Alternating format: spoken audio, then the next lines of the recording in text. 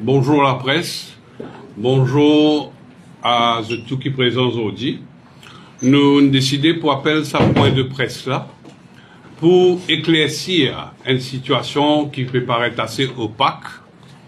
Et monsieur, on rappelle que quand mon client, M. Ravatomanga, tirait tenir mon service, je a joint la FCC et m'a fait expliquer que mon client a envie de faire autant de coopération possible pour faire la lumière dans toutes ces affaires-là.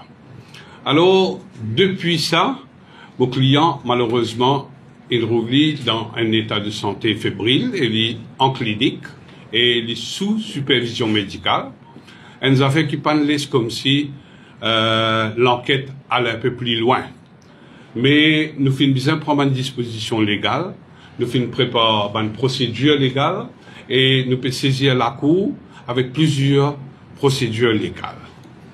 Mais aujourd'hui, avec les folles rumeurs qui peuvent circuler à tort et à travers, nous pensons l'essentiel pour nous faire un point de presse, pour nous clarifier nos positions et nos stratégies, parce qu'il peut en avoir opaque à nous. Nous avons envie de faire tout dans la transparence. Je suis content de présenter l'équipe d'avocats qui fait un travail dans ce dossier-là. Et mon capable dire que c'est un gros travail. Tout le monde peut besoin de beaucoup d'efforts, nuit et jour.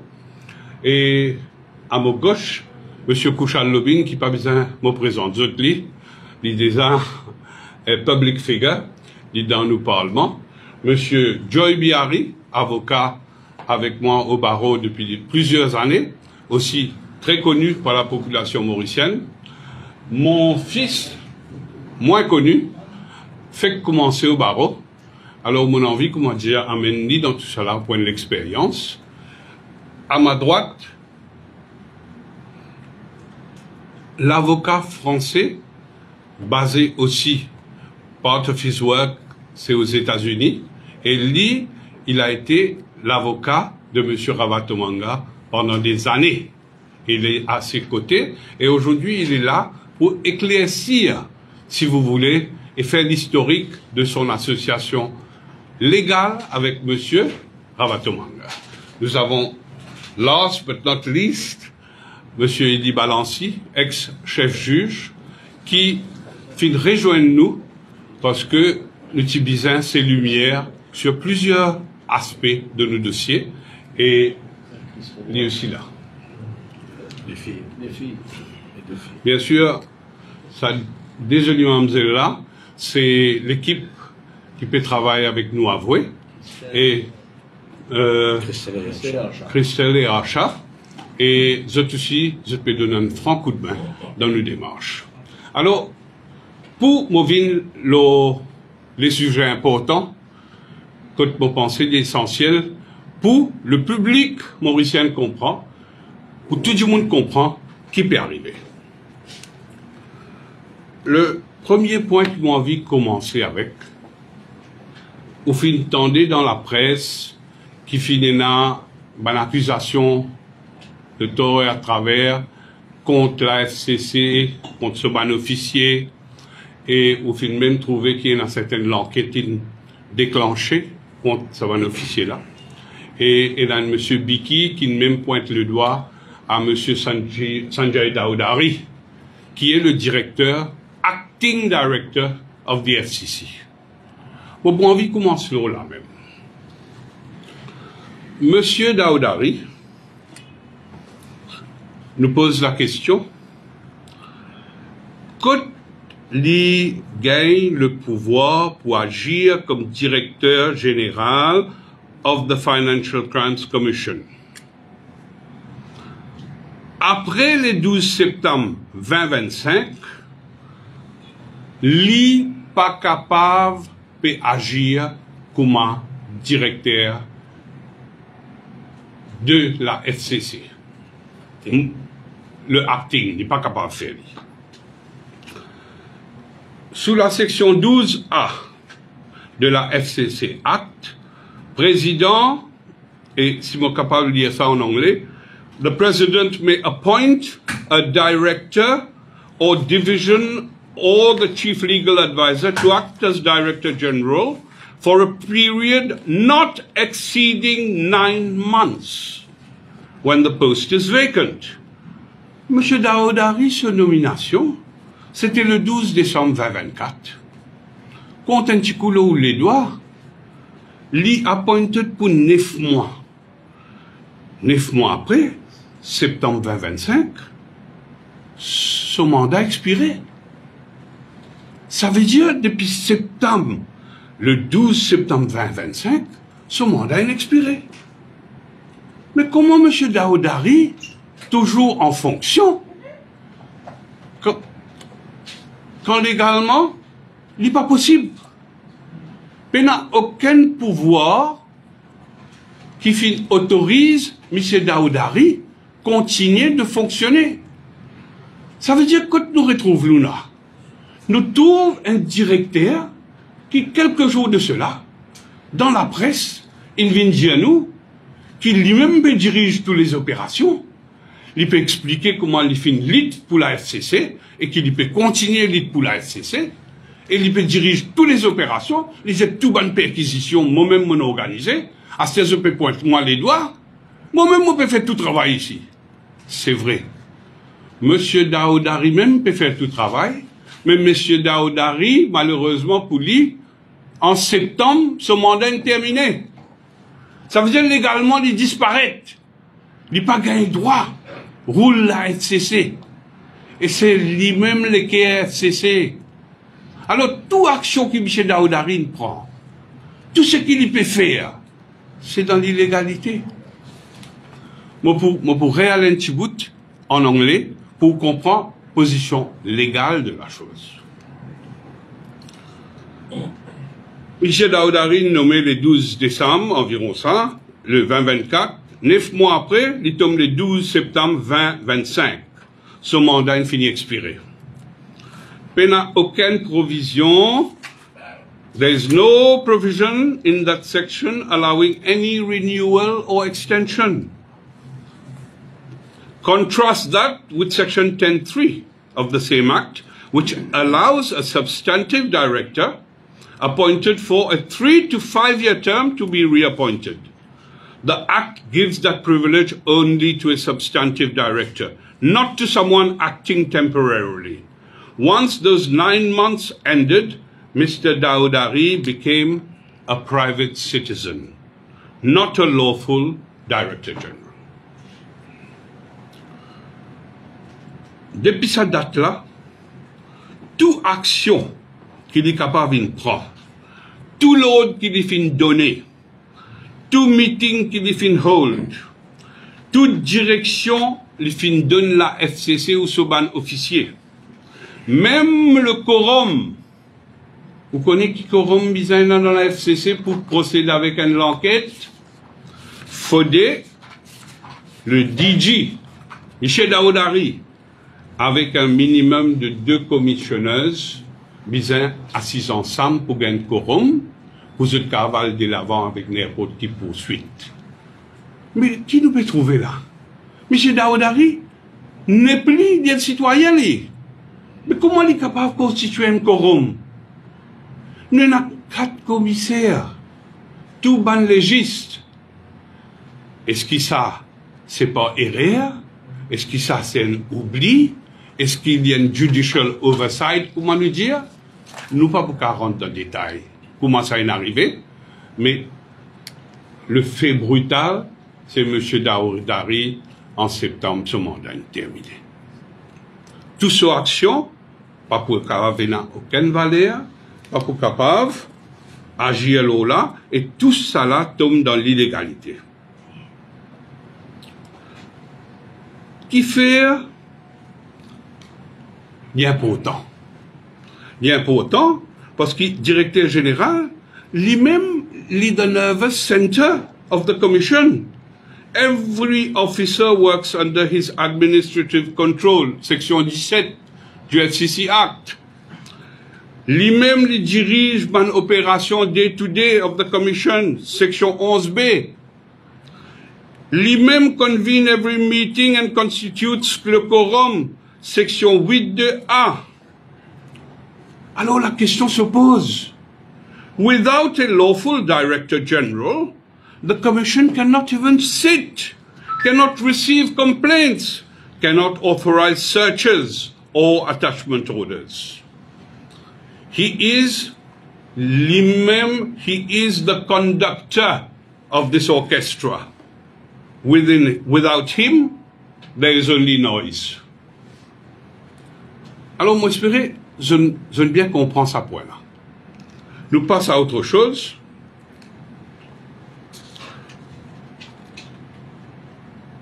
Comment un directeur général, vous connaissez, il est nommé par le président, ça. Et après ce 9 mois, se termine fini. Mais dans aucune façon pour M. Daoudari renommé, mais non dans la loi. Tiens-moi un petit coup. Without a legal mandate to act as Director General, l'IP exerce un pouvoir qu'il n'est pas possédé. Et ça, c'est défiant nous la loi. Alors, M. Daoudari, ce mandat expiré, sa entire chain of command qui vient derrière lui, tout tombé. Vous pouvez comprendre moi? Comment dire? Un domino, disait tout un domino l'un après l'autre. Therefore, si c'est ça le cas, n'importe qui charge, n'importe qui prohibition, n'importe qui arrest, attachment order, tout ça là tombe illégal et parce que M. Daoudari n'est plus existe comme un exécutif de la FCC.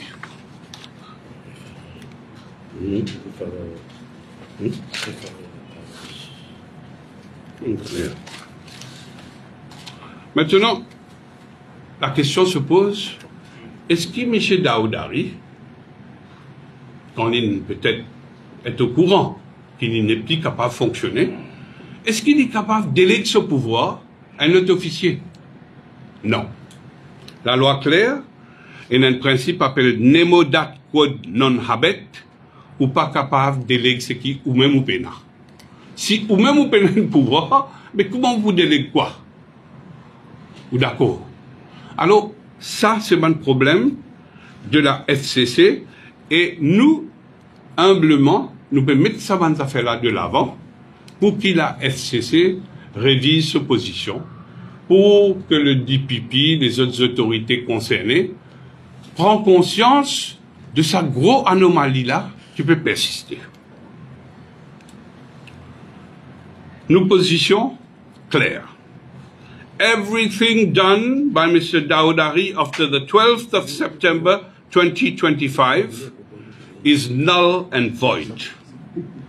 The SCC proceedings against Mr. Ravatomanga are founded on illegality and must be struck down.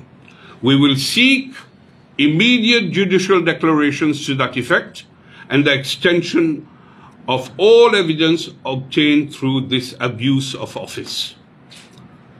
The law binds everyone, most of all those who wield power. When power outlives its mandate, justice demands that it be stopped at once. This is why today we draw a clear line. No mandate, no lawful arrest, no authority, no admissible evidence, no legality, no prosecution.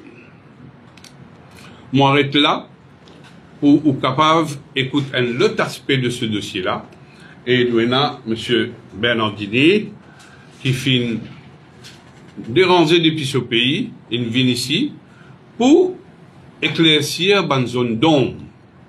Et moi, je peux dire, moi, invite lui dire quelques mots à la presse pour clarifier certains éléments que finalement, une folle rumeur qui peut circuler. Merci. Bonjour à tous. Le micro? Alors, je sais pas comment on va faire. C'est bon? Tous les micros vers moi. Ouais. Tous les regards se tournent vers moi. Est-ce que vous m'entendez? Dans les micros? Bonjour à tous. je vais d'abord, avant de me présenter, remercier, j'en profite, remercier mes confrères, et je suis très fier de faire partie de cet aéropage de savants, de spécialistes, et les réunions sont très riches et très productives, et je suis très fier de faire partie de cette équipe de défense de M. Ravatomanga, de défendre M. Ravatomanga aux côtés de mon confrère Lobine, de mon confrère Bédani, je vais écorcher vos noms, je suis désolé, de monsieur le juge Balanzi, et évidemment de notre hôte, monsieur Awaldar. Alors, je m'appelle Hector Bernardini, je suis avocat à Paris, je suis également avocat au barreau de New York en plein exercice. Et pourquoi moi? Pourquoi est-ce que je suis ici aujourd'hui? D'abord, pour vous donner quelques éléments de contexte, que vous compreniez pourquoi est-ce qu'on a fait venir un avocat parisien à Maurice, séance tenante. C'est d'abord parce que c'était la volonté de notre client, de M. Ravatomanga. Pourquoi est-ce qu'il avait cette volonté? Parce que il semblerait que l'essentiel des charges qui pèsent contre M. Ravatomanga aujourd'hui trouvent leur socle dans une procédure qui a été diligentée sous la supervision du parquet national financier, donc l'autorité, le pôle spécialisé du parquet de Paris, qui est spécialisé dans les affaires financières. Ce dossier du parquet national financier, il est aujourd'hui, je ne vais pas dire mort et enterré, le terme adéquat, c'est classé sans suite. Et je reviendrai sur tous les aspects procéduraux, tout ce qui a été couvert par le parquet national financier, mais c'est pour que vous compreniez pourquoi est-ce que je pense que ma place, si elle n'est nécessaire, en tout cas elle est utile, pour venir apporter des éléments de réponse à mes confrères ici et à la justice mauricienne, et ainsi qu'à vous, parce qu'il y a quand même beaucoup de choses qui ont été dites dans la presse, certaines choses qui ont fuité, et je pense en particulier à une campagne de, je ne sais pas si je devrais dire information ou de désinformation, qui a été orchestrée depuis Madagascar par une certaine Fanny Rizzo, j'écorche aussi son nom et elle m'excusera, qui relève a priori de ces éléments qui sont tirés de la procédure diligentée en France, et pour laquelle la justice française n'a rien trouvé à redire et a blanchi M. Ravatomanga de ses accusations. Un petit rappel historique, et vous en garderez ce que vous voulez. Début 2014, il y a une fake news qui est parée dans la presse malgache, qui est une presse très partisane, chaque camp a ses organes de presse, et dans cette fake news malgache, on relève et on excipe des allégations de trafic de bois de rose en particulier et de corruption. C'est pas la première fois qu'on entend ça au sujet de M. Ravatomanga. La première fois, je crois, que ça sort, c'est en 2008. Trafic d'espèces protégées et de bois de rose. Ça n'intéresserait pas les juges français, si ce n'est qu'en bas de la chaîne des transactions et en bas de la chaîne financière, il y a des immeubles qui se trouvent en France. C'est ce qu'on appelle, nous, à Paris, dans la justice française, des biens mal acquis. Si jamais on a le produit d'infraction qui se retrouve dans des immeubles ou des assets qui sont placés à Paris. L'immeuble en question, il est connu des enquêteurs. Et on a, en 2015, on fait un recollement avec ces immeubles qui va teinter toute cette campagne médiatique qui est faite à Mada d'une coloration assez négative, et on a des journalistes français, Le Point, l'Express, qui vont faire paraître des articles dans la presse. Et là, que fait la police? Forcément, on va diligenter une enquête et on va confier cette enquête, vu les montants, vu les enjeux, vu la personnalité de M. Ravatomanga, on va confier cette enquête au parquet national financier à Paris. Le PNF, donc le parquet national financier, ouvre une enquête, on est en début 2015, et en 2016 sort le scandale des Panama Papers. Dans les Panama Papers figure en tête de liste à Madagascar M. Ravatomanga. Alors, là encore, que fait la police? Ça rue dans les brancards. Si effectivement on achète des biens immobiliers à Paris et que cet argent y provient d'infractions gravissimes, comme de la corruption, du détournement de fonds publics, de trafic d'espèces protégées, en particulier de bois de rose, c'est des choses que les autorités françaises prennent très au sérieux. Alors, l'enquête préliminaire végète de 2015 à 2016, et en 2017, on va prendre ce qu'on appelle, dans le jargon juridique, on va faire des demandes d'entraide pénale internationale. demandes d'entraide pénale internationale qui vont être dirigées à Maurice, à ma connaissance, et à Madagascar. Et ça, j'ouvre une parenthèse, c'est quelque chose de très désagréable. Lorsqu'on voit dans les communiqués de presse de la FCC, de la Financial Crime Commission de Maurice, que les autorités malgaches n'auraient pas coopéré et que ça aurait entraîné le classement sans suite. Moi, je viens vous dire qu'en ce qui concerne la procédure mauricienne, je n'ai pas d'informations. Peut-être que c'est tout à fait exact et que Mada n'a pas coopéré. En ce qui concerne la procédure française, qui, semble-t-il, est basée sur les mêmes allégations, qui ont 20 ans d'âge, surannée, eh bien, la procédure française, elle, a entraîné une coopération totale des autorités malgaches.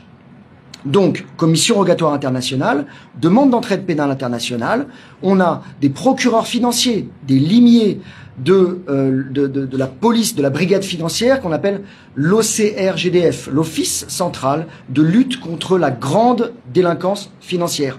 Les meilleurs policiers, enquêteurs financiers, les meilleurs procureurs financiers qui, avec la coopération du bureau anticorruption de Madagascar, le Bianco, se diligente fin 2017 à Mada.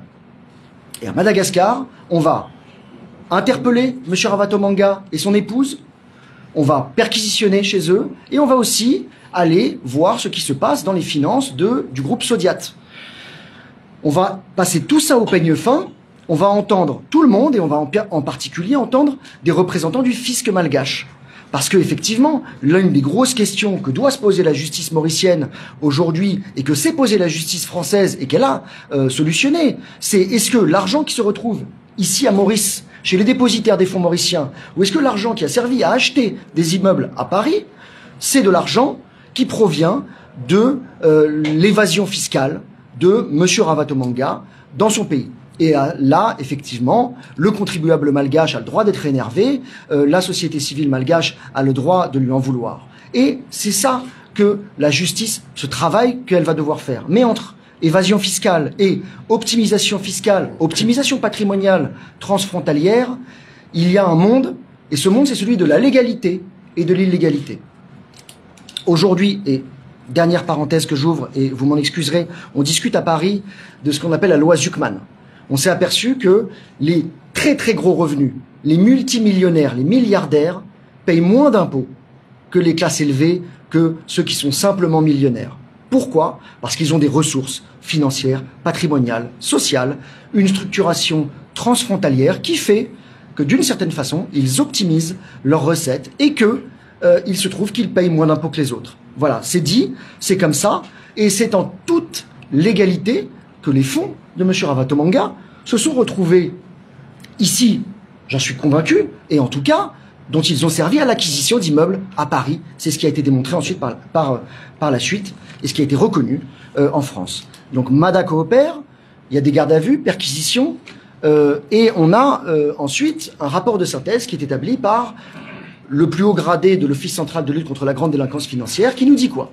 Il nous dit sur les charges initiales, il y avait 3 chefs d'inculpation principaux. Il y avait trafic de bois de rose, il y avait corruption, détournement de fonds, et il y avait blanchiment de fraude fiscale. Les mots mêmes du rapport de synthèse, c'est « Il n'existe aucun élément objectif laissant penser qu'il y a un quelconque trafic de bois de rose. » Exit. Deuxième incrimination, corruption, détournement de fonds publics. C'est pareil. Il n'existe et il ne se trouve au dossier pas un élément qui laisse penser, et c'est pas faute d'avoir enquêté, c'est pas faute de coopération des autorités malgaches, c'est après avoir diligenté des enquêteurs français qui ont eu toute l'attitude pour enquêter à Madagascar, et même les nouvelles autorités malgaches qui n'ont pas forcément M. Ravatomanga en odeur de sainteté ne pourront pas dire le contraire sur la légitimité et la coopération des autorités malgaches dans cette procédure française. Néanmoins, il reste le blanchiment de fraude fiscale. Effectivement, il y a peu d'impôts personnels ou pas d'impôts personnels payés par M. Ravatomanga à Paris, à Madagascar, et je ne vais pas rentrer dans les détails, mais ce qui a été mis en lumière par les enquêteurs, c'est qu'il y avait effectivement, et ce dont je vous parlais, une optimisation patrimoniale extrêmement complexe. Et on se demande, lorsque c'est complexe, lorsque ça fait intervenir des places financières offshore, comme peut être jugé Maurice, on se demande si, effectivement, s'il y a des fonds qui passent par Monaco, des fonds qui passent par Maurice, des fonds qui passent par Singapour, s'il n'y a pas, effectivement, quelque part du blanchiment de fraude fiscale. La question, elle est légitime.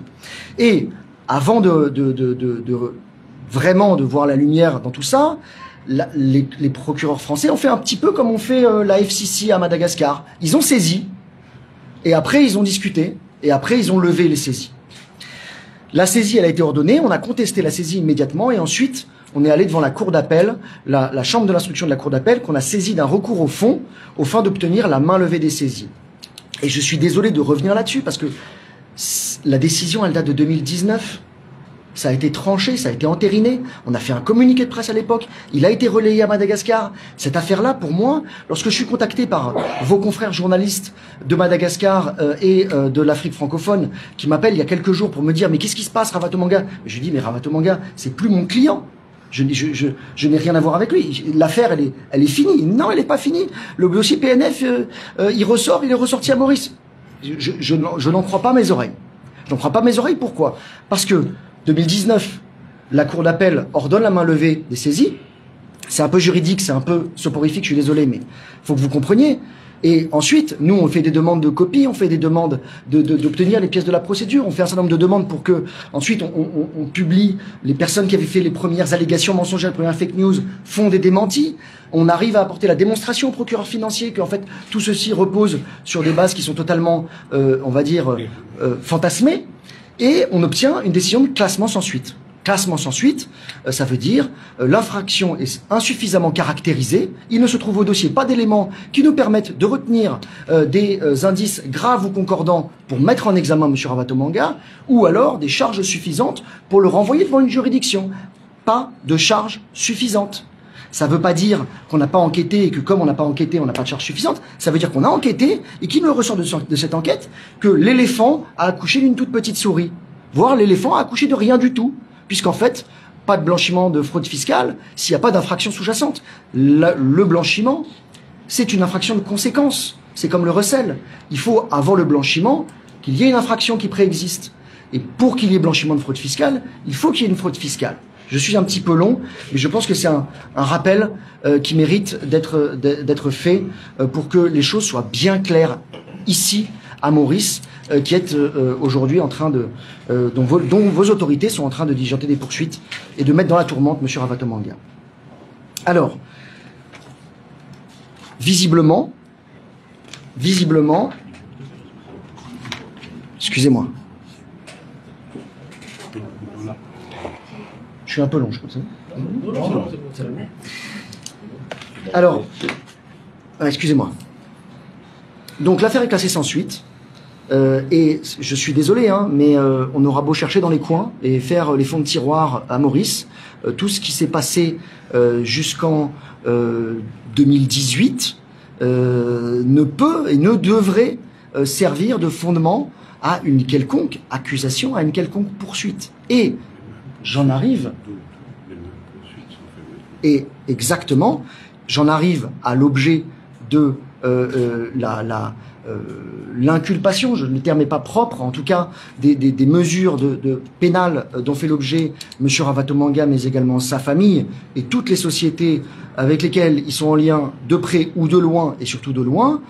Aujourd'hui, le socle de ces poursuites, c'est visiblement une campagne médiatique qui a été entreprise par quelqu'un qui est une juriste, Fanny Lissot, j'ai cité son nom tout à l'heure, qui est arrivée à Maurice, elle n'était pas encore ministre, et elle était sous mandat du CNDT, donc de cette autorité qui est une émanation du CAPSAT, donc d'un pouvoir qui a pris la force par les armes, parce que c'est une junte militaire. C'est une junte militaire qui ne dit pas son nom, parce qu'ils prennent le pouvoir par les armes et ensuite ils mettent du personnel civil en autorité. Donc c'est quand même un colonel qui dirige l'État. Et j'ai pas envie de faire offense à chef d'État étranger, mais pour l'instant, son statut de chef d'État étranger est encore questionné. J'y viendrai parce que c'est un point également important dans la campagne médiatique dont aujourd'hui M. Ravatomanga fait les frais. On a cette personne-là, cette mandatée, cette juriste qui vient à Maurice et qui aurait remis, en fait, pour l'essentiel, le dossier qui contient les accusations du dossier PNF. Et c'est pour ça qu'on m'a appelé ici. La même chose qui avait été écartée en 2013 ici, la même chose qui avait été écartée en 2011 à Madagascar, la même chose qui a provoqué l'ouverture d'informations à Paris et qui est classée mort et enterrée depuis 2023 à Paris.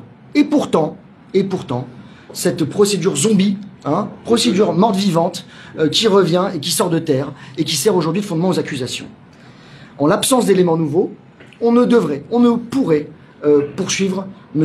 Ravatomanga sur ces fondements. Mais encore, là on navigue un peu à l'aveugle, puisque la façon dont fonctionne la procédure ici, c'est qu'on n'a pas accès à la plainte, on n'a pas accès aux termes. On comprend de ce qui a fuité dans la presse, de ce que vous, messieurs, mesdames, les journalistes très informés, avez pu laisser transmettre, mais également des déclarations publiques de Mme Fanny Lissoa ont pu vouloir dire dans la presse. On comprend que c'est exactement la même procédure qui ressort aujourd'hui et les mêmes accusations. C'est assez désagréable. Assez désagréable. Pourquoi? Et vous allez comprendre. Comment? 7 ans, exactement. Merci, merci, cher confrère. Effectivement, la procédure a duré 7 ans, voire plus, parce qu'elle, formellement, elle est ouverte en 2015. Ouais, formellement en 2015, Panama Papers en 2016, la commission rogatoire en 2017, et en 2023, elle est clôturée. Donc presque 8 ans de procédure à Paris, et aujourd'hui, elle est close. Aujourd'hui, la FCC, elle se fonde donc sur des éléments qui sont anciens, elle se fonderait sur des éléments qui sont anciens, qui ont déjà fait l'objet d'un examen approfondi par les autorités en coopération avec Madagascar et avec Maurice, parce que j'ai compris qu'il y avait eu également des enquêtes qui avaient été faites à Maurice. Et on a pris ce qu'ils appellent ce que vous appelez des criminal attachment orders, c'est-à-dire des saisies en fait, on a gelé les avoirs de plus de 50 sociétés, également de M. Ravatomanga, de sa femme et de ses enfants et de leurs époux, bref, toute la famille proche et toutes les sociétés de près ou de loin liées à M. Ravatomanga et à ses affaires font l'objet d'un criminal attachment order. Et pourquoi est-ce qu'on peut se douter que le fondement de ces poursuites, c'est le dossier PNF? Parce qu'on retrouve dans ces criminal attachment order les 4 SCI, les 4 sociétés civiles immobilières qui détenaient les biens immobiliers à Paris. On retrouve les mêmes noms de sociétés aujourd'hui dissoutes qui avaient fait l'objet des poursuites et qui avaient servi de véhicules à l'époque. Et donc, je retrouve ces vieilles sociétés qui n'ont évidemment pas de compte à Maurice, qui sont aujourd'hui dissoutes en 2025, qui sont dans le criminal attachment order. Donc je suis pas bête. Je vois quel est le point d'arrivée. Le point d'arrivée, c'est le gel des avoirs de sociétés qui n'existent plus et qui sont des sociétés françaises. Et on va geler les avoirs ici à Maurice. Ça nous dit, et on a tous compris ici, qu'en réalité, le dossier qui occupe Maurice, c'est, je ne sais pas ce qu'il est devenu, mais en tout cas, c'est à l'origine un dossier qui est réglé. On a fait ce que les anglo-saxons appellent une fishing expedition. Vous êtes tous anglo-saxons, vous savez très bien ce que ça veut dire. Et c'est quoi une fishing expedition? Une expédition de pêche, c'est-à-dire qu'on tape extrêmement large et qu'on voit un petit peu ce qu'on va lever comme poisson, ce qui va ressortir. C'est quelque chose qui mérite d'être précisé. C'est vrai que ce soit à Madagascar et en France, et c'est un élément qui mérite d'être rappelé à l'attention du public, Monsieur Ravatomanga n'a pas de casier judiciaire. C'est pas seulement qu'il n'a pas de casier judiciaire, c'est qu'il n'a jamais formellement été inculpé, mis en examen, comparu devant une juridiction correctionnelle ou criminelle ou pénale. C'est pas simplement ne pas avoir de casier judiciaire parce qu'on n'a pas été condamné. C'est qu'on n'a même jamais été vraiment inquiété par la justice, outre ces procédures que j'ai déjà évoquées. On a une fishing expedition et dans laquelle 50 sociétés se sont fait geler leurs avoirs. C'est quoi? Pourquoi est-ce que c'est un énorme problème, je pense, vu d'un regard extérieur, et c'est quelque chose aussi qui devrait concerner le public. Parce que imaginez, M. Ravatomanga, il possède une participation minoritaire de 10% dans une société. Cette société-là, elle a une capitalisation qui est énorme. Il y a des dizaines de millions de dollars qui sont sur les comptes de cette société, et elle a un chiffre d'affaires qui est stratosphérique, qui est pharaonique. Et M. Ravatomanga n'a qu'une participation minoritaire. Il n'a pas de pouvoir de signature sur les comptes, il n'a pas de mandat représentatif, il n'a pas forcément un jeton de participation au conseil d'administration, et pourtant, je ne sais pas si je peux prendre l'exemple d'une société en particulier. Absolument. Bon, je vais citer une de ces sociétés qui s'appelle la Litchi Corporation. Enfin, en tout cas, c'est une société d'import-export de litchi. Et je sais qu'aujourd'hui, on a parlé hier sur RFI de commerce de litchi et de l'exportation de litchi de Madagascar. On a une de ces sociétés qui est détenue principalement par des Chinois et par des fonds étrangers, dans lequel M. Ravatomanga a une participation extrêmement minoritaire. Et on a aujourd'hui gelé des milliards de roupies à Maurice pour cette société. Alors moi, je suis pas le client de la Litchi Corporation. Simplement, faut comprendre que lorsque Madame Fanny Rissoa, elle arrive avec ses preuves, normalement les preuves, elles arrivent après l'enquête, elles n'arrivent pas avant l'enquête, mais elle arrive avec ses preuves en disant il y a le montant de 20 milliards de roupies qui est détourné, il y a 120 millions, et ensuite la FCC, elle confirme, j'ai posé des criminal attachment order de 7 milliards et demi sur des sociétés en lien avec cette affaire Ravatomanga. D'accord, mais combien de ces 7 milliards et demi concernent véritablement M. Ravatomanga et pas des sociétés périphériques dans lesquelles il a des participations minoritaires, ou il a des intérêts, ou même il n'a aucune participation minoritaire et aucun intérêt. J'ai envie de... Je peux évoquer l'affaire Boeing ? Bien sûr. L'affaire des Boeing 777 qui transités par l'Iran équivaut aujourd'hui la présence honorable des membres des enquêteurs du FBI. Enfin, en tout cas, c'est ce que dit la presse. On a une société qui détient des Boeing, donc vous imaginez un peu l'argent qu'elle a dans les caisses et le niveau d'actifs qu'elle a vu le prix d'un Boeing 777.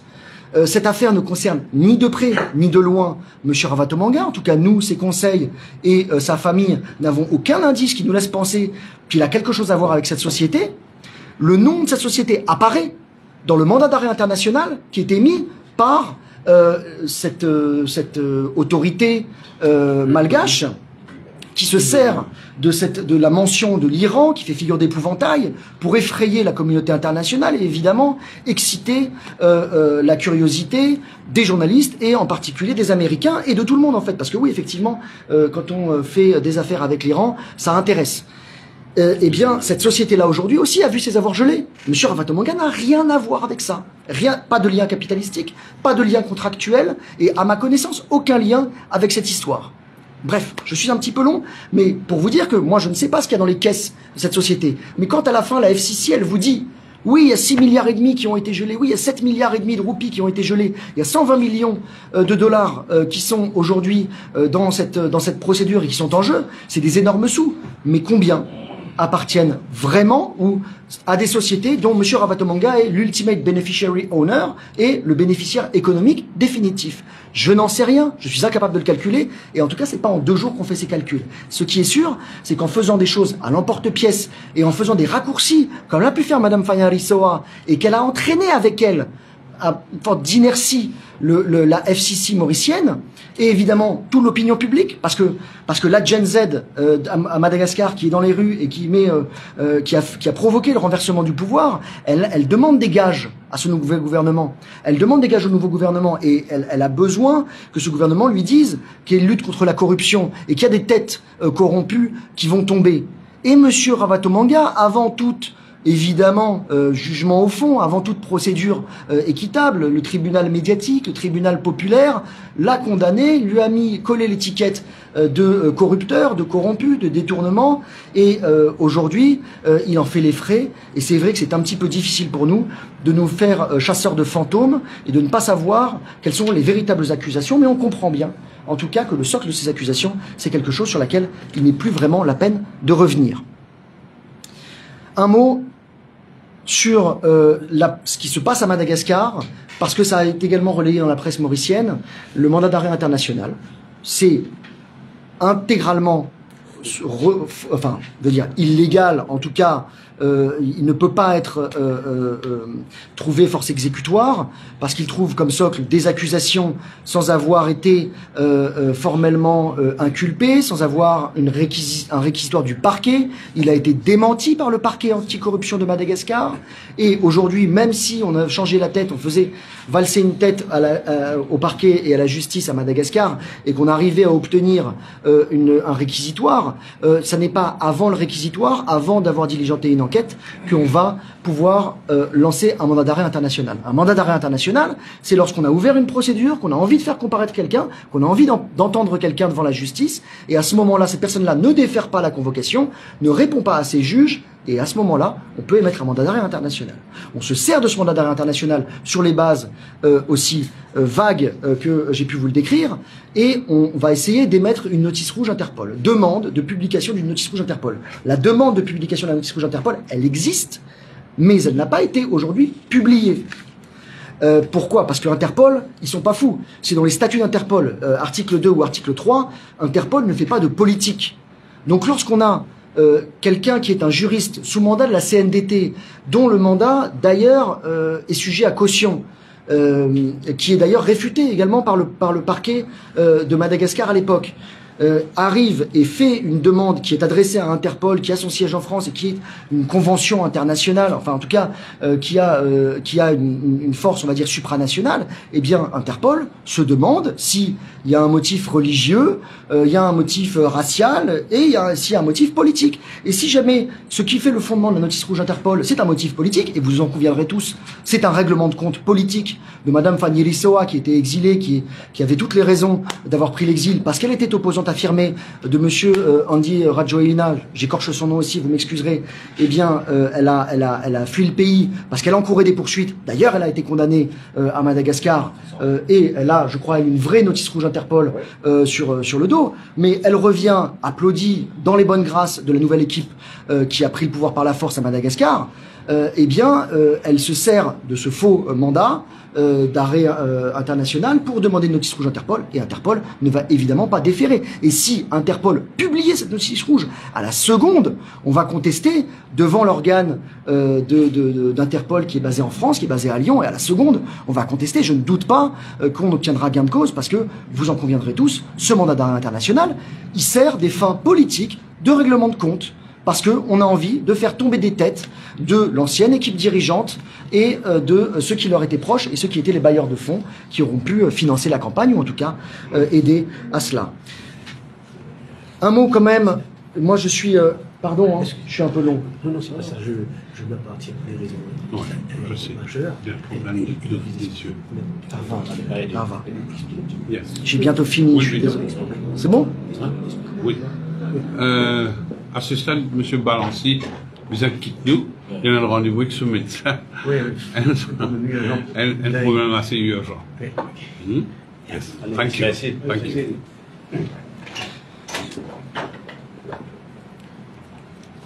Alors, la transition est faite. C'est vrai que je me suis intéressé de près à la situation de Madagascar.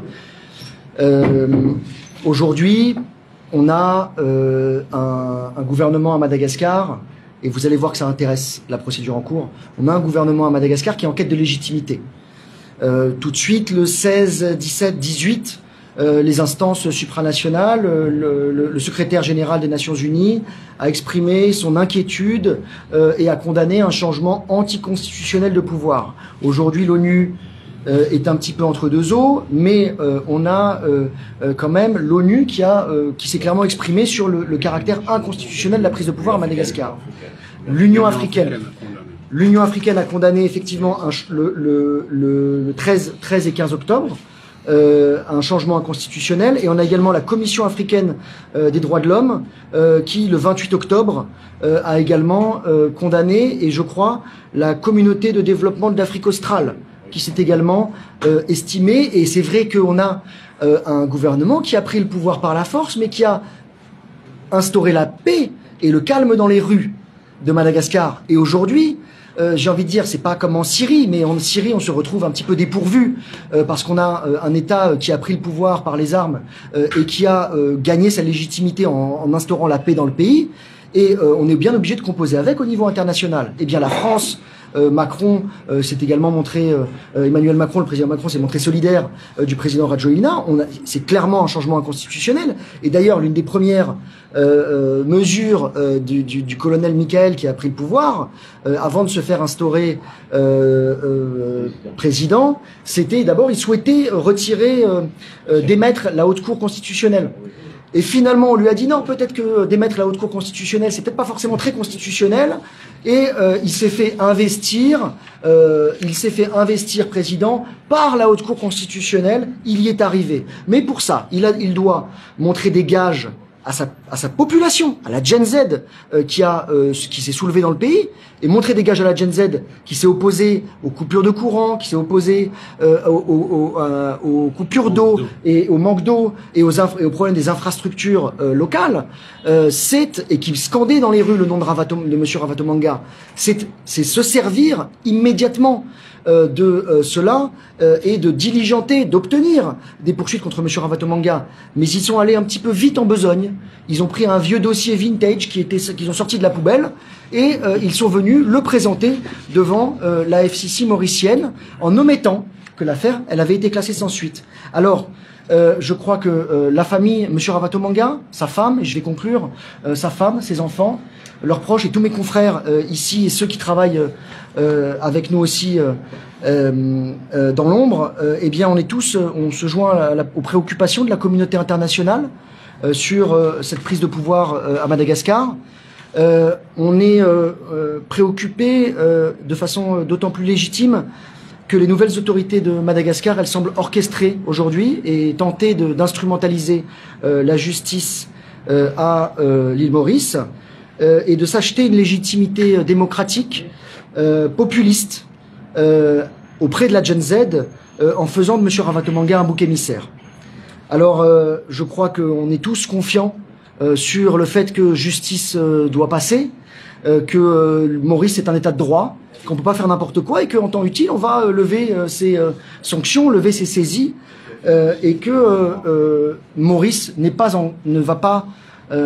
est en capacité de ne pas se laisser instrumentaliser à des fins de politique par certaines personnes qui sont à l'étranger. Et je crois que le droit pourra prévaloir et que nous avons le droit de notre côté. Voilà, je vous remercie, j'étais un petit peu long et je vous remercie. Et pour clarifier et pour rejoindre ce que notre collègue français nous a apporté, il y a un mystère qui plane sur ce personnage. Qui est M. Ravatomanga?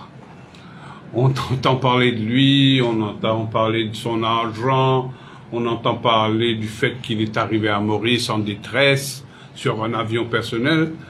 C'est un joli feuilleton.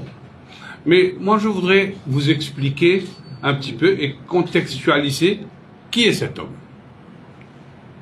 Et dans le monde financier, qui est M. Ravatomanga? Alors, pour vous expliquer ça,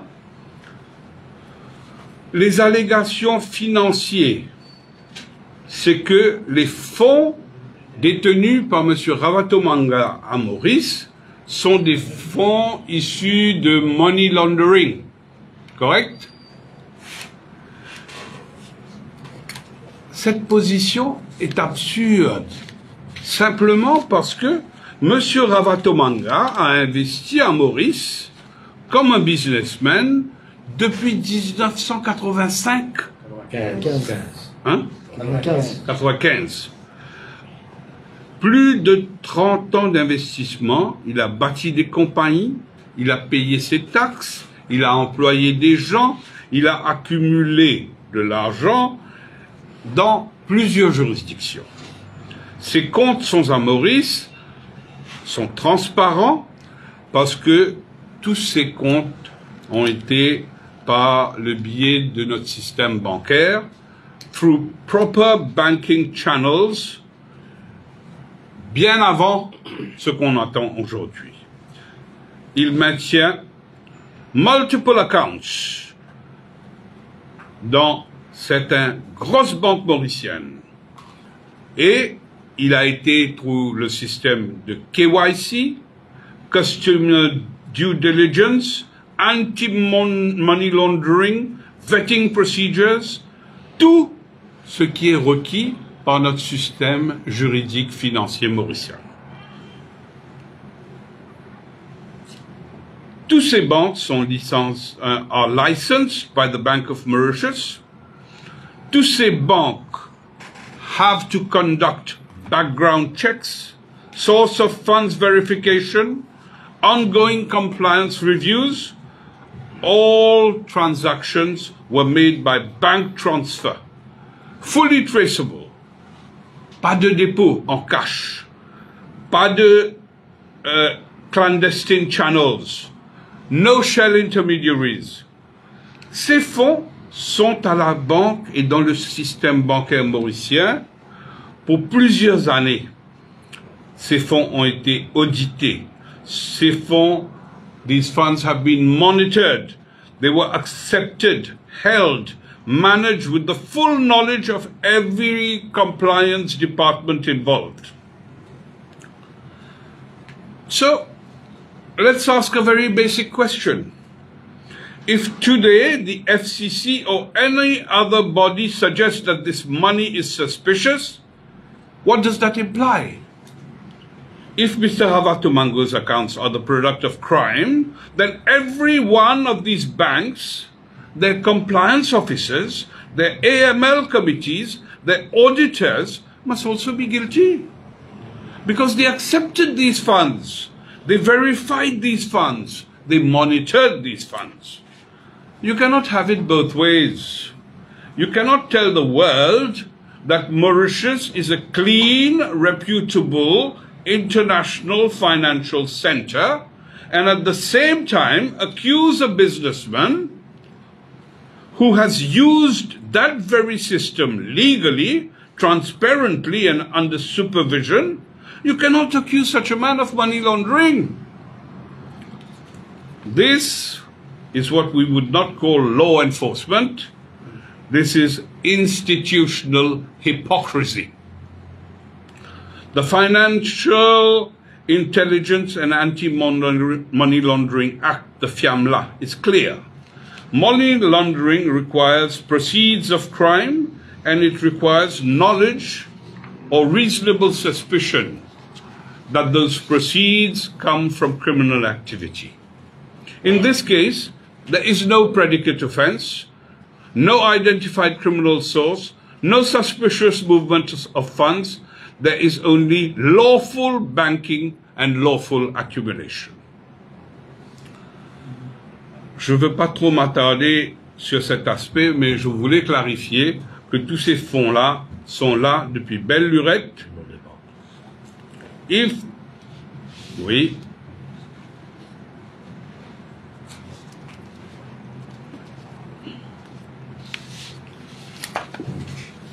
I will therefore now move on. It is a complex area, and I think we have sufficiently clarified it. But I would like a few words about the manner in which Mr. Havatomanga has been received by our country and the treatment to which he is being subjected.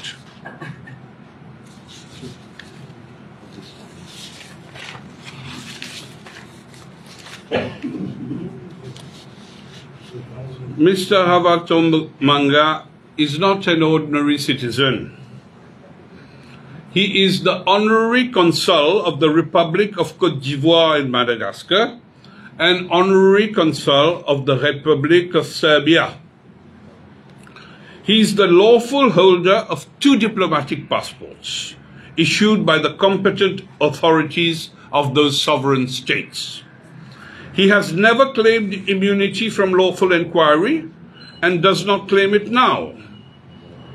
When a person holding consular status is involved in proceedings, the threshold of lawful interference with his liberty or his movement must be exceptionally high.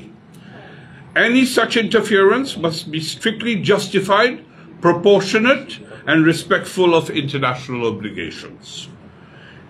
In Mr. Havatomanga's case, there is no such justification. He is currently under arrest in name only, but in reality he is a patient confined to a clinic under medical supervision.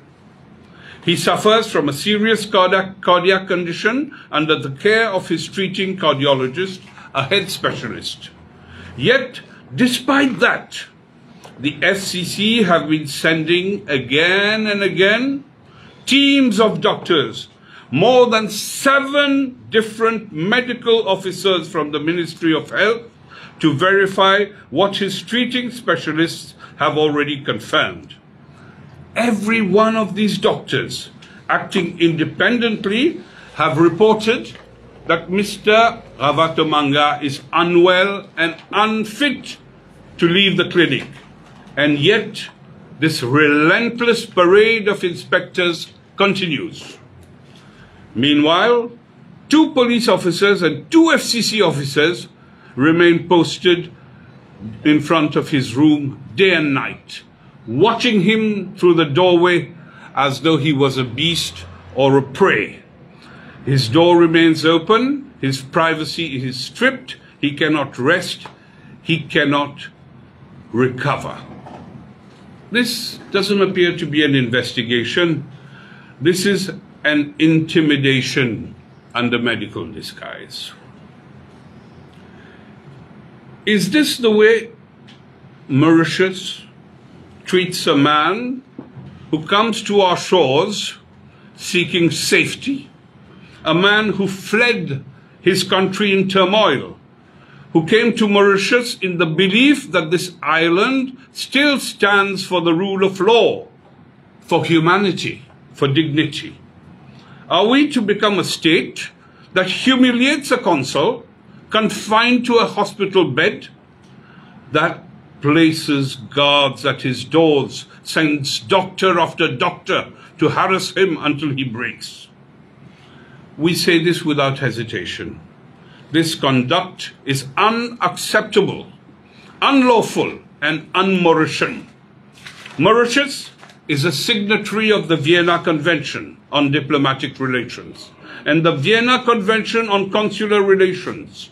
Those treaties require that the dignity of a diplomat or consul be respected at all times. They prohibit harassment, coercion, or any action that offends the person or an agent or a consul. What is happening to Mr. Ravatomanga today is a blatant breach of these principles and our own moral code as a republic. We call on the authorities, we call on the deciders in our country to immediately end this medical and psychological harassment, to restore basic human dignity to Mr. Ravatomanga, and to recognize that international law does not stop at our borders. Mauritius has always been respected as a country of fairness, justice, and decency. We must not allow this case to tarnish that reputation before the eyes of the world. These are basically what remarks we wanted to make to you. But I hope that you will take away from this meeting the fact that the FCC is acting without a director. The FCC is acting unlawfully. Every action, everything that is being decided there is unlawful because it is made unlawful by a director that doesn't have a mandate anymore. This is perhaps the most important reason why we wanted to ring the alarm bells and put this matter out there.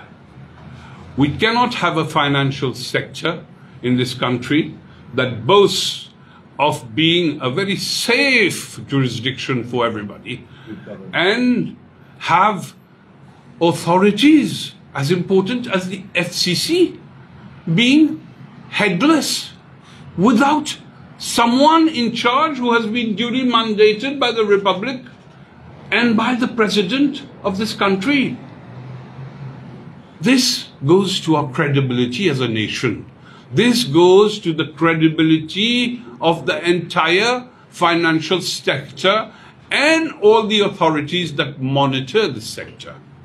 Therefore, our humble plea to all the powers that be is to look closely into this matter and do not let our happy nation fall into the trap of becoming a nation the respect of which is lost and the confidence of investors worldwide is shattered when they decide to come to our country.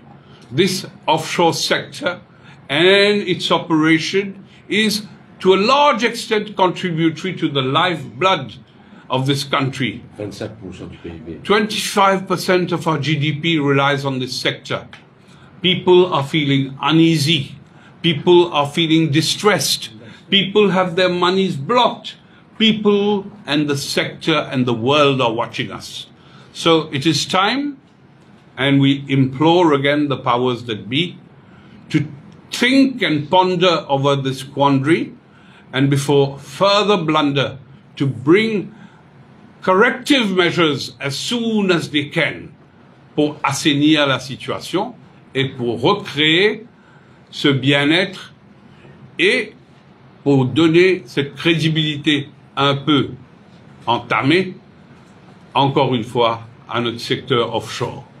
Bien sûr, on demande que Ravatomanga soit mieux traité. On demande aussi que la SCC ne persévère pas dans l'illégalité. These were the comments for which we're happy you all came. S'il y a quelque chose que vous souhaiterez ajouter, messieurs? Yourself? Oui, oui. Micro, attends. Oh, pardon, sorry. Brièvement, je remercie Hector et Sidat. Bon, c'est il avec tout le monde issues qui s'y faisait poser.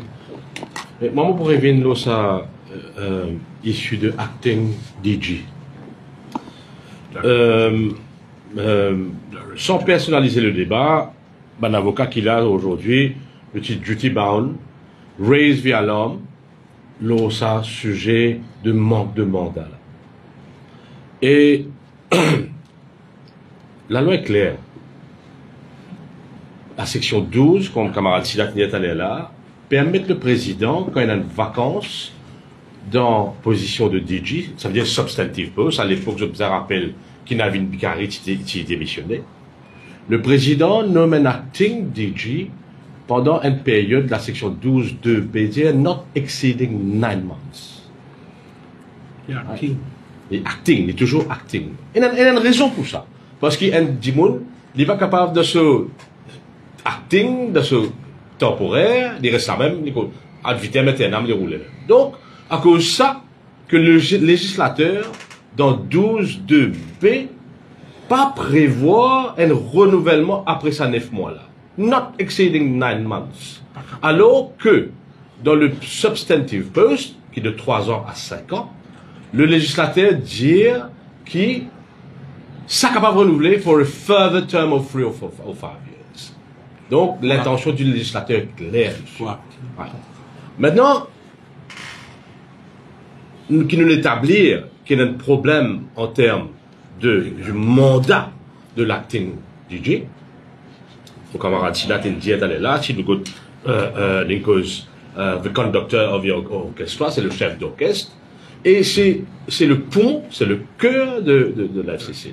C'est un officier fonctionne sous ce contrôle dans toutes les choses, que ce soit dans le day-to-day operations, que ce soit dans toutes les décisions, mais plus importantement, si vous regardez section 6, 2, si vous bien trompé, pardon, section 8, pardon, excuse-moi, les fonctions de la commission, meetings of the commission, section 2A et 2B.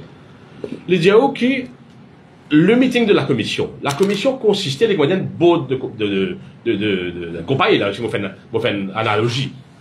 Le directeur général représente le CEO, c'est l'exécutif. Alors que les autres commissionnaires, c'est le directeur. On fait une analogie, peut-être pas pareil, hein, les mots peut-être pas pareil. Mais dans le cas de la FCC, le meeting est convoqué par le DG.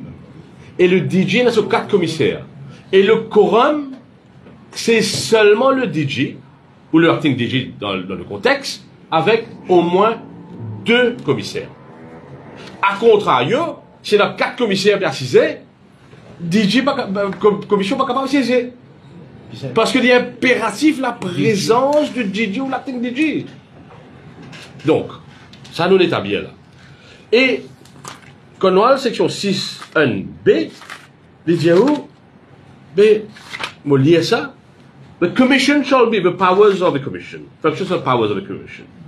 The commission shall be, impératif, responsible for receiving and considering any allegation or complaint, qui dans le cas, une complainte, une allégation, of any financial crime or any other offense under this act, and the declaration of assets, and referring such allegation or complaint to the appropriate division for investigation. Donc, c'est la commission qui réfère pour faire l'enquête. Ça veut dire depuis le début, concernant nos clients, l'enquête amène un provisional charge, amène search de warrant, amène attachment orders, tout découle de l'investigation qui a été wrongly and lawfully initiated parce que le directeur général n'a pas de mandat précis là-bas, il n'a pas au pouvoir. C'est aussi simple que ça. Et donc, c'est une affaire sérieuse, en dommages et intérêts aussi. C'est très sérieux, à cause de ça que nous me demandons, les gouvernants, le Premier ministre en particulier, intervenir. Le bébé est dans une situation qui nous retrouve, nous, illégalement, qui se demande à clap et faire. Donc c'est ça qui m'a envie, résume le contexte de l'acting DG. C'est tout. Il n'y a pas une bataille personnelle qui nous a envers qui que ce soit. Ouais. Là, nous une cause strictement légale. Monsieur Daoudari, mon causali presque tous les jours, parce qu'il m'en a beaucoup qui est peut-être ici. C'est un gentilhomme, il peut faire ce travail au mieux de ses habilités. Mon maintenir ça. Mais seulement quand on regarde dans la loi, il est besoin qu'il y ait ce pouvoir de quelqu'un. Il est besoin qu'il y ait ce pouvoir soit la loi. Il est besoin d'être nommé par le président. Il est besoin de suivre certains paramètres légaux. Ce mandat pour 9 mois. Il n'est pas qu'à encore là 12 mois après. Ça veut dire tout ce qu'il peut faire. Il peut faire sans mandat. Appelle ça ultra virus. Azir sans pouvoir. Vous comprenez? Moi, je peux lire un peu, mon fait que un jugement dans Bahamas. Un juge, il finit de missionner. Quand il finit de missionner, il écrit un jugement. Alors, la cour de Bahamas, il dit, ce jugement n'a aucune valeur. Mais ça reste lui, parce qu'il n'est plus juge. Mais M. Daoudari n'est plus acting director général. Et malgré ça, depuis 2-3 mois, il peut continuer à agir comme un directeur général. L'idée, c'est qu'on appelle en loi functus officio. Ce mandat est fini, vous pouvez comprendre? Il comment dire, monsieur photographe, comment dire, on arrête de travail, ou peut tirer photo, ou peut aller. Ou pas autorisé pour faire ça. Vous pouvez comprendre moi? Non, dépend de compagnie, ou bien pour les Alors, un peu ça, cette histoire-là. Alors, ça, il est dérangeant, juridiquement, parce que toute action qu'il peut prendre, illégale. Et nous perdons la cour avec ça.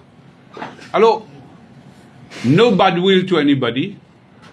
An invitation to the government of the day and to the deciders to look into all this. Comment M. Badin a dit ça? Mon parler de ça, mettre l'eau dans Manchi. Non, mettre l'eau dans ce ban secteur-là. Nous tout fin faire un constat qui finit un peu de retard pour nous du monde un peu partout dans tout secteur. Généralement, ça pose un problème. Mais il est capable, comment me dire, un oversight, qui pas fin de gagner les temps pour renouveler, pas fin de gagner le du monde pour remplacer. Tout ça là, nous comprend. Mais légalement, il y a des affaires qu'il faut des pas énormes. Il y a des affaires qui pour mener au collapse de toute investigation de la FCC. Et nous pas causer juste le caisse.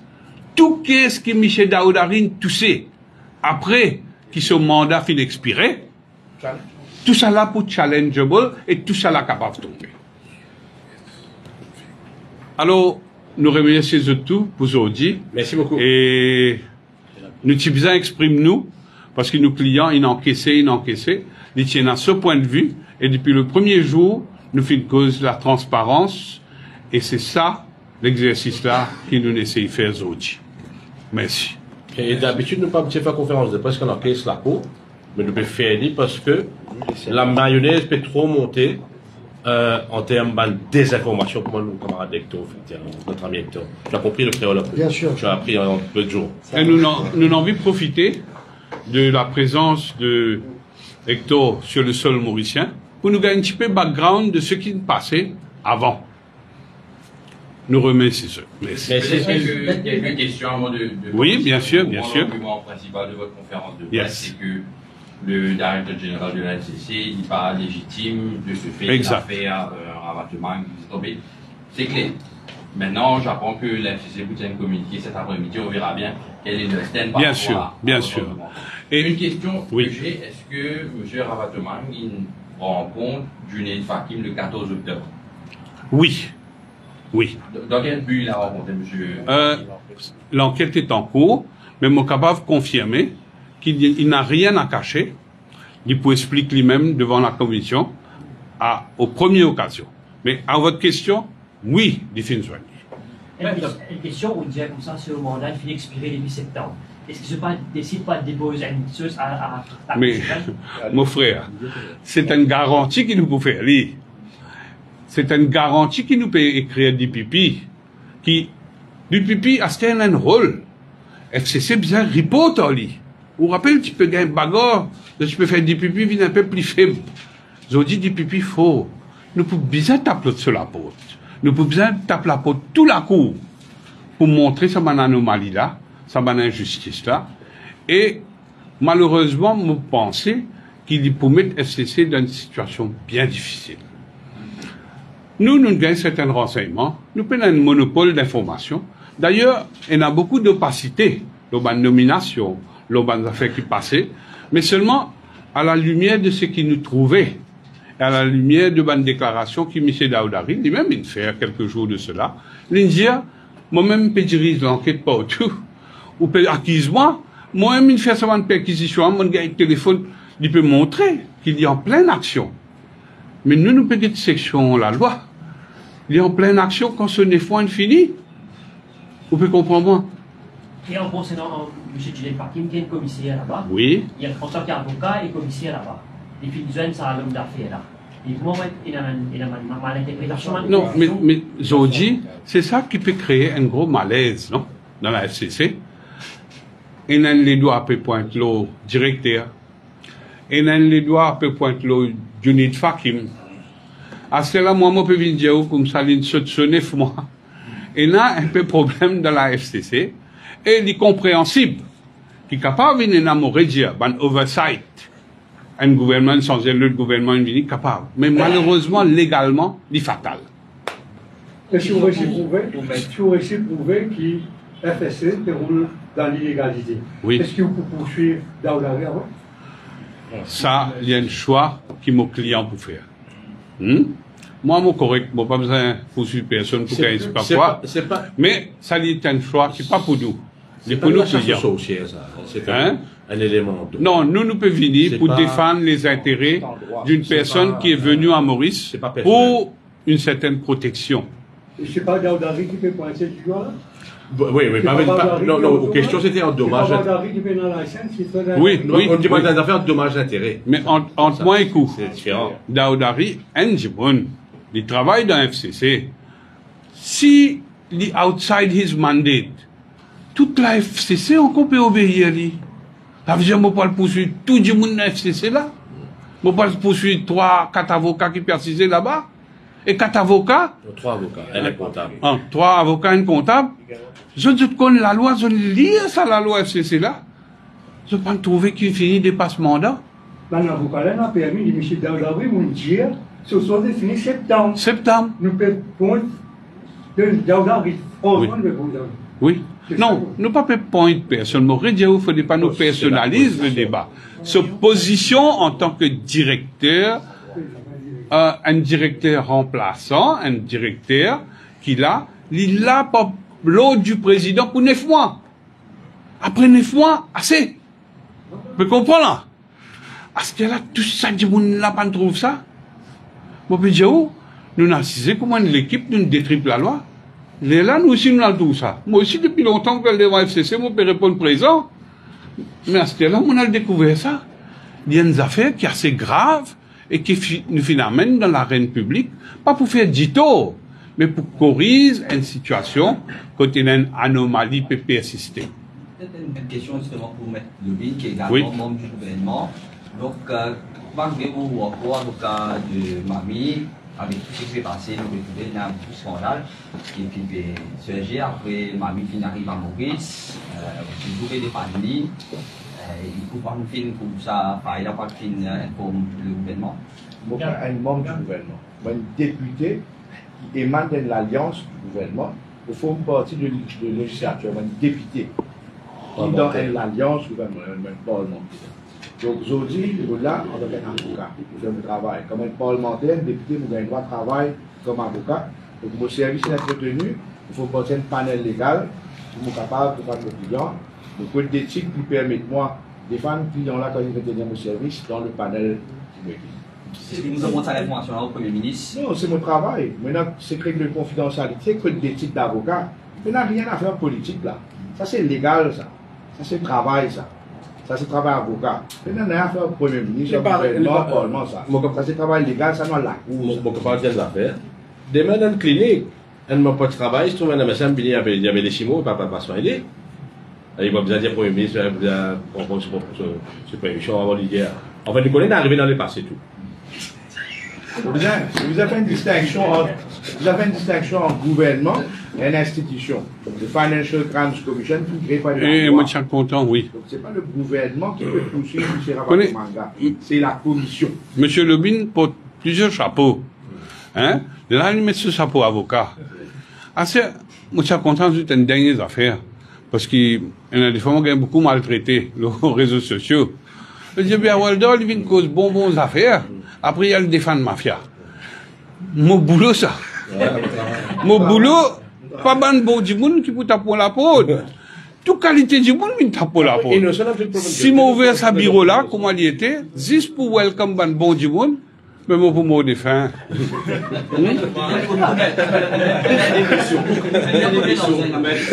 Il arrive une dire comme ça, en particulier l'intervention du Premier ministre ou une cause des gouvernants. The powers that be. Ouais. Oui. Donc, il y a un délai quelque part qu'ils se peut donner avant qu'ils se fassent un recours légal. Non. Nous pas capables d'arrêter nos démarches légales à cause des décisions politiques. Un indépendant de l'autre. Let's talk about the separation of powers. Là, nous, dans le judiciaire, nous pouvons taper la peau du judiciaire, nous pouvons taper la peau du pipi, nous pouvons get une instance juridique.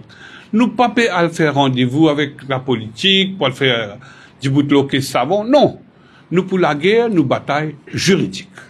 Mais seulement nous souhaiter que tout ce qui peut guetter nous, si vous senti qu'il y a un malaise, et une anomalie dans nos pays, il y a un peu cette responsabilité, comme Manjimoun, élu par nous-mêmes, pour restituer l'ordre et la sanité dans nos bonnes institutions. Mais, par exemple, nous pouvons contester le chiffre de 7 milliards que M. Ravatomanga a fait. Combien d'argent il y a dans Maurice? Moi, pas trop connaître, capable. Alors, je reviens sur cette phishing expedition. Ce que je sais, c'est la FCC a tapé extrêmement large. Et vous imaginez déjà, rien que 50 sociétés, récupérer les statuts constitutifs de 50 sociétés, les comptes bancaires de 50 sociétés auxquels nous n'avons pas accès, mais la FCC a accès. Aujourd'hui, j'en sais rien. Ce que je dis juste, c'est que les chiffres qu'on avance, lorsqu'on vient brandir un mandat d'arrêt international, en disant Maurice abrite des grands criminels, des grands délinquants financiers internationaux, et ils ont détourné des montants comme 120 millions de dollars, comme 7 milliards de roupies, je dis que ça, on dévoie la réalité, on travestit la réalité. C'est pas faux, parce que la FCC a effectivement gelé 7 milliards d'avoirs dans cette procédure. C'est pas faux.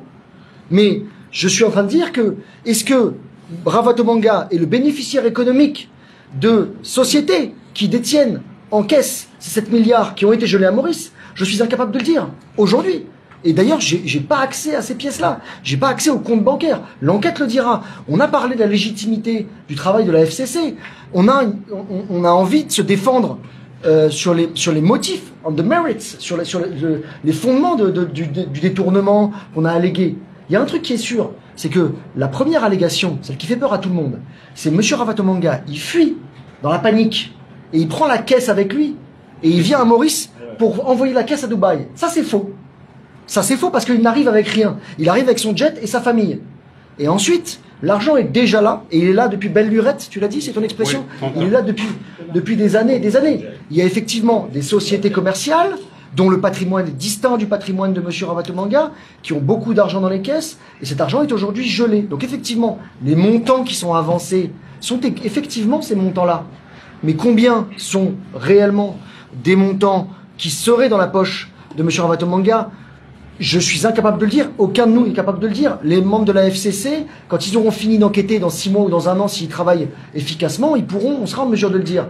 Mais le communiqué de presse, c'est vrai ce qu'il dit. Mais ce que ça implique, ça donne force et crédit à ces accusations initiales, qui est que M. Ravatomanga quitte l'État dans la précipitation avec la caisse, avec l'intention de se servir de la plateforme, de la place mauricienne, comme d'une place opaque, pour faire fuir l'argent à Dubaï. C'est faux. L'argent est déjà là, il y a eu des KYC, il est déjà là depuis des décennies, il y a des dividendes qui remontent, il y a des holdings qui sont là, et il avait fait une demande qui concernait quelques millions. Alors pour nous, ça nous changerait la vie d'avoir quelques millions sur un compte bancaire. Et vous imaginez bien tous les frais et tout ce que ça peut engendrer de partir avec toute sa famille et tout son environnement et tous les membres de sa famille proches et éloignés, parce que votre vie est menacée sur le territoire malgache. Parce que c'est ça la réalité quand ils sont sur le tarmac et qu'ils partent et ils attendent pas d'avoir toutes les autorisations et le plan de vol, etc. pour partir, parce que leur vie est menacée à Mada.